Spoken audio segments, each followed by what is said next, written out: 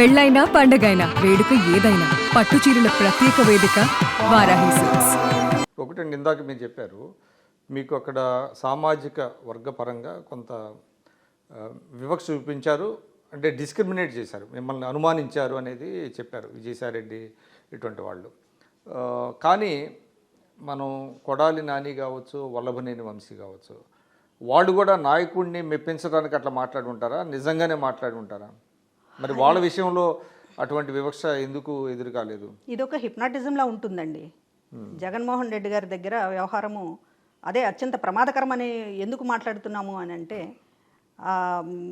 ఒక డైరెక్ట్గా చెప్తున్నట్టు ఉండదు, డైరెక్ట్గా ఆదేశాలు ఇచ్చినట్టు ఉండదు. కానీ నాని అన్న అని నా భుజం మీద చెయ్యి వెయ్యాలి అని అంటే నేను ఇలా ఉంటేనే వేస్తాడనేటటువంటిది అర్థమైపోతుంది అక్కడ. నానన్న, పద్మమ్మ, లేకపోతే ఆ పిలుపులు ఏవైతే ఉన్నాయో ఆ లేబుల్స్ మనం ఎప్పుడు కూడా కాపాడుకోవాలి. స్కూల్ పిల్లలకి బ్యాడ్జీలు ఇస్తుంటారు, ఆ బ్యాడ్జీ పెట్టుకుని ఆ బ్యాడ్జీ నిలుపుకోవాలంటే ఆ సర్కిల్లో తిరుగుతూ ఉండాలి. అట్లాంటి ఒక వాతావరణం అక్కడ ఉంటుంది. దాన్ని ఏమి కాబట్టి తను పడిపోకూడదు, ఈ పొజిషన్ నుంచి పడిపోకూడదు. జగన్మోహన్ రెడ్డి గారు గుడ్ లుక్స్లో ఉండాలి అంటే నేను ఇట్లా మాట్లాడక తప్పదు, నేను ఇట్లా వ్యవహరించక తప్పదు అనేటటువంటి ఒక మెసేజ్ అది వెళ్తూనే ఉంటుంది నిరంతరం. సరే, ఆయన ఎంత చెప్పినా కూడా కొన్ని లిమిట్స్ ఉంటాయి కదా. లిమిట్స్ ఉండాలి ఉండాలి. ఇప్పుడు కొంచెం అర్థమవుతుంది అందరికీ కూడా, లిమిట్స్ మెయింటైన్ చేస్తున్నారు. ఇప్పుడు ఒక ఈ ఓటమి తర్వాత, ఘోరమైన ఓటమి తర్వాత అంటే ఆప్షన్ ఏముంది? ఇంకా ఆప్షన్ లేకపోయినా కూడా నేను చెప్పాను కదా ఇంతకుముందు హార్ట్ఫుల్గా జగన్మోహన్ రెడ్డి గారి కోసం చేతులు కోసుకోవాలి, లేకపోతే మెళ్ళ కోసుకోవాలి అనుకునేటటువంటి కొంతమంది అయినా ఉన్నారు, నాయకుల స్థానంలో ఉన్నారు. ఇవాళ అరిచే వాళ్ళందరూ కూడా ఖచ్చితంగా వాళ్ళు హార్ట్ఫుల్గా లేరనేటటువంటిది మాత్రం నేను చెప్పగలను. ఎందుకంటే అనేక అనుభవాలు ఉన్నాయి, గుణపాఠాలు ఉన్నాయి. జగన్మోహన్ రెడ్డి గారి కోసం ఎంతకైనా పోయేది లేదు. ఇదంతా నటన జరుగుతుంది ఇప్పుడు. అంటే మీరు ఆ సమయంలో అంటే వైసీపీలో ఉన్న టైంలో మీ సొంత సామాజిక వర్గం నుంచి మీకు కొంత వ్యతిరేకత బాగా వచ్చి ఉండాలి. అది అటువంటిది ఫేస్ చేశారా? చేసాము. ఎందుకంటే జగన్కి వెళ్ళినప్పుడు, లేకపోతే సోషల్ ఫంక్షన్లకు వెళ్ళినప్పుడు, ఆయన అధికారంలోకి వచ్చిన తర్వాత ప్రధానంగా ఈ సామాజిక వర్గాన్ని టార్గెట్ చేయడం మీద కొంచెం బాగా హట్ అయ్యారు అందరూ కూడా. అంటే ఇంతకుముందు పాలిటిక్స్లో సరే ఎవరికి నచ్చిన పార్టీలో వాళ్ళు ఉంటారు, ఎవరు ప్లేస్ని బట్టి వాళ్ళు ఉంటారు అనేటటువంటి దాంతో నాకు సంబంధించి పెద్దగా ఇబ్బంది పెట్టింది లేదు. కానీ ఎప్పుడైతే ఈయన ముఖ్యమంత్రి అయిన తర్వాత పర్టికులర్గా కమ్మ సామాజిక వర్గం అనేటటువంటి దాన్ని టార్గెట్ చేస్తూ సంబంధం లేని వాళ్ళని, తెలుగుదేశం పార్టీతో సంబంధం లేనటువంటి వాళ్ళని కూడా అనేక మందిని కేసుల్లో ఇరికించడం, ప్రాపర్టీస్ విషయంలో ఇబ్బంది పెట్టడం, భూముల విషయంలో ఇబ్బంది పెట్టడం. కమ్మ అంటే చాలు పోలీస్ స్టేషన్లో వాళ్ళ పరిస్థితి చాలా నరకంగా ఉన్నటువంటివి కూడా చాలా చూసాం. ఈ నేపథ్యంలో మాత్రం కొంచెం ఇప్పుడు జగన్మోహన్ రెడ్డి గారి వ్యతిరేకత, ఆయన మీద ఉన్న వ్యతిరేకత అంతా మేము కూడా ఫేస్ చేయాల్సి వస్తుంది. ఇవాళ బయటకు వచ్చినా ఆయన విమర్శిస్తున్నా కూడా జగన్మోహన్ రెడ్డి గారు చేసినటువంటి అరాచకం మీద ఆయన తరపున ఉన్నందుకు, ఆయన తరపున మాట్లాడినందుకు, ఆయన వెనక నిలబడినందుకు ఖచ్చితంగా ఇప్పుడు మేము కూడా లాస్ అవ్వాల్సి వస్తుంది, ఫేస్ చేయాల్సి వస్తుంది. ఏమి విమర్శలు వస్తున్నాయి మీ మీద ప్రధానంగా? ఇప్పుడు దీనికి సంబంధించినటువంటిది ఇప్పుడు సంబంధించినటువంటి మా బంధువులు వీళ్ళందరూ అయితే చాలా హ్యాపీ, మంచి నిర్ణయం తీసుకున్నారనేటటువంటిది. చదువుకున్న వాళ్ళు ఎవరో కూడా ఈ రాష్ట్రంలో జగన్మోహన్ రెడ్డి గారిని అభిమానించడం లేదు. ఇది బహుశా ఇంకొక రెండు టర్మ్స్ ఇదే నడుస్తుంది.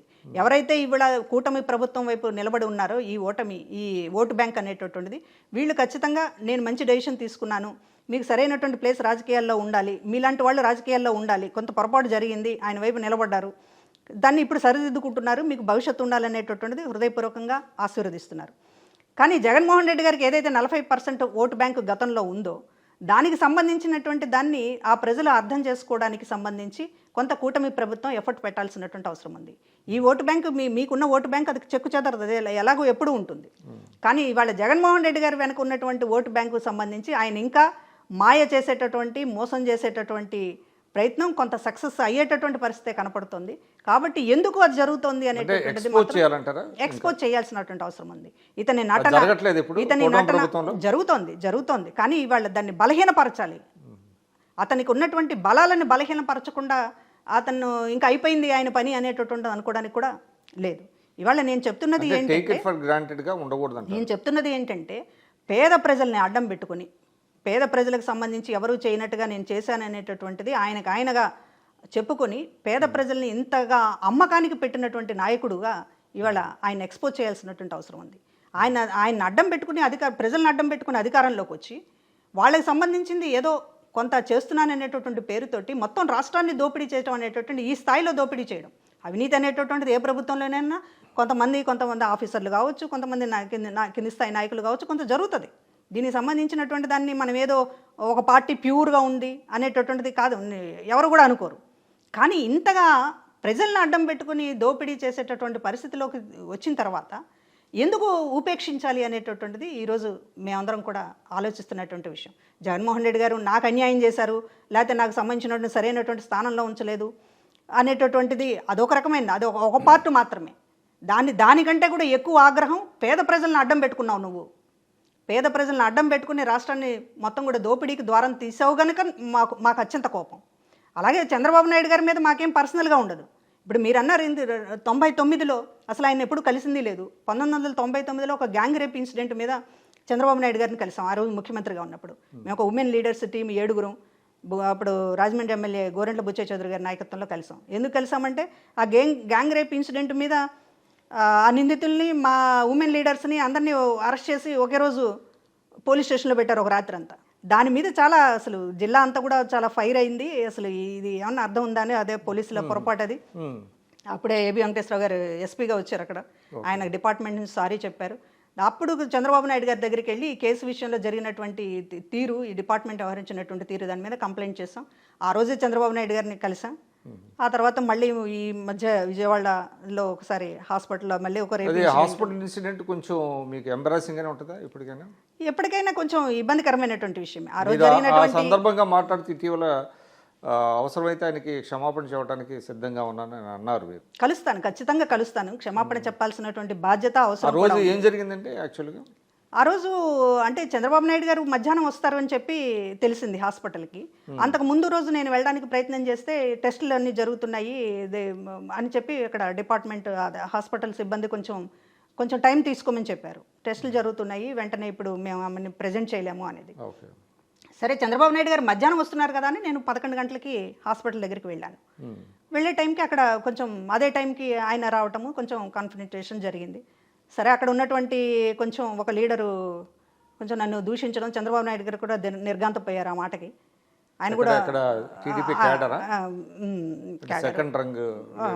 ఒక నాయకుడు అనుకోండి, ఒక మాజీ ఎమ్మెల్యే కొంచెం బాగానే, అంటే బహుశా ఆగ్రహము, నేను కరెక్ట్గా టైంలో నేను ఉన్నాననేటటువంటి దాంతో పట్టుదప్పి కొంచెం తిట్టారు. ఆయన కూడా నాకు, ఆయన చంద్రబాబు నాయుడు గారి ఎక్స్ప్రెషన్ అయిందో లేదో నాకు తెలియదు, అయిందో లేదో గుర్తులేదు నాకు. ఖచ్చితంగా అయి ఉంటుంది, మొత్తం ఇది కూడా వచ్చి ఉంటుంది కదా. చాలా మంది లేదు ఇప్పటికే. ఆ తర్వాత నాకు ఆయన తిట్టగానే చంద్రబాబు నాయుడు గారి ఎక్స్ప్రెషన్ నాకు ఇంకా గుర్తుంది. ఆయన కూడా నిర్గాంతపోయారు, ఏంటి ఇట్లా మాట్లాడుతున్నాడు అనేటటువంటిది. సరే, ఆ సందర్భంలో కొంచెం నేను కూడా సరే, అంతకుముందు పొలిటికల్గా నేను చంద్రబాబు నాయుడు గారిని ఏం అనడం లేదు అనేటటువంటిది ఒక ప్రెషర్ పార్టీలో ఉండడం. దీంతో సరే, ఆయన ఎలాగో మహిళా కమిషన్ చైర్పర్సన్గా, నేను వ్యక్తిగతంగా నాకు గొప్ప లేకపోతే నా గౌరవం అనేటటువంటిది అది పెద్ద ఇంపార్టెంట్ కాదు. చైర్కి గౌరవం ఇవ్వాలి కదా, అట్లా తిట్టడం ఏంటి అనేటటువంటి దాంతో ఏదో ఇచ్చాము, దానికి సంబంధించినటువంటి వివరణ ఇవ్వాలనేటటువంటి పద్ధతిలో అడిగాము. దాని మీద కంటిన్యూ చేయమని కోరారు పార్టీ నుంచి, కేసులు పెట్టాలి అనేటటువంటిది. కేసులు పెట్టమంటే నేను దానికి ఇష్టపడలేదు. కేసులు పెట్టడం మళ్ళీ అంటే రాకపోతే కోర్టులకు వేస్తారు తెలంగాణలో. చంద్రబాబు నాయుడు గారి మీద, అదేవిధంగా ఇతర నాయకుల మీద పెట్టమనేటటువంటి హాస్పిటల్కి వచ్చారు. ఇప్పుడు తెలంగాణలో మహిళా కమిషన్ సమన్స్ చేసింది, నోటీసులు ఇచ్చారు. వాళ్ళు రాకపోతే కోర్టుకు వేశారు. నన్ను కూడా అలాగే కోర్టుకు వేయమని చెప్పి అడిగారు. నేను వేయలేదు, కోర్టుకు వేయలేదు. జస్ట్ ఒక రోజు, ఆ రోజు అంతా ఎపిసోడ్ అయిపోయింది. దీనికి సంబంధించినటువంటిది సరే, ఆ రోజు చంద్రబాబు నాయుడు గారు ఆ పరిస్థితిలో రావడం ఒక దురదృష్టకరమైనటువంటి పరిణామం. మొత్తం కూడా హాస్పిటల్కి జరిగినటువంటి ఇన్సిడెంట్ కావచ్చు, కరెక్ట్గా టైమింగ్స్, నేను ఆయన అనుకున్నటువంటి టైమింగ్స్ వేరవడం కావచ్చు, కాన్ఫరెంట్ అవ్వడం, అక్కడ నాయకులు తిట్టడం, దానివల్ల కొంత పొలిటికల్గా నా మీద కూడా ఒక ప్రెషర్ ఉండడం, దీంతో జరిగింది. కానీ దాన్ని ఇంకా ఎక్కువ కంటిన్యూ చేయకుండా నేను దాన్ని అక్కడతో ఆపేశాను, ఫుల్ స్టాప్ పెట్టాను. ఎందుకంటే జస్ట్ ఒక ఇన్సిడెంట్ అయిపోయింది, దాని తిట్లకు సంబంధించినటువంటిది నేను ఏదో వివరణ ఇమ్మని చెప్పి అడిగాను.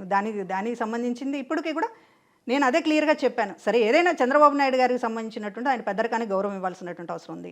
ఆయనేమీ నన్ను విమర్శించలేదు, పక్కన వాళ్ళని విమర్శించిన విషయాల మీద, దానికి సంబంధించినటువంటిది ఒక దురదృష్టంగా జరిగిన విషయం మీద ఎప్పటికైనా ప్రత్యేకించి ఆయనకి సారీ చెప్పడానికైనా ఎప్పుడైనా నా జీవితకాలంలో ఒకసారి కలుస్తాను.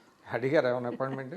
లేదండి, ఇప్పుడేం అడగలేదు, ఎవరిని కలవలేదు, ఎవరిని అడగలేదు. ఏ విషయం కూడా పొలిటికల్ దీనికి సంబంధించి డెవలప్మెంట్స్ సంబంధించింది కూడా నేను ఇప్పటిదాకా సంప్రదింపులు జరపలేదు. మధ్యవర్తులు మాట్లాడుతున్నారు దీనికి సంబంధించినటువంటిది, వెల్ విషర్స్గా కొంతమంది ఉన్నారు. అదేవిధంగా తెలుగుదేశం పార్టీలో నాకు ఇంతకు ముందు నుంచి కూడా కొంచెం ఒక వెల్కమ్ రావడం అనేటటువంటిది ఇది ఒక గుడ్ సైన్స్గా చూస్తున్నాను తప్ప ప్రత్యేకించి నేను ఇప్పటికిప్పుడు నిర్ణయం తీసుకుని ఏదో ఆశించి వెళ్తున్నది కూడా లేదు. అనవసరంగా కొంచెం వెయిట్ చేయాలనేది ఉందా? కొంత వెయిట్ చేయాలని అనుకుంటున్నాను. అంటే కనీసం ఒక 6 నెలలు అట్లాగా ఖచ్చితంగా నాలాంటి వాళ్ళు రాజకీయాల్లో ఉండడం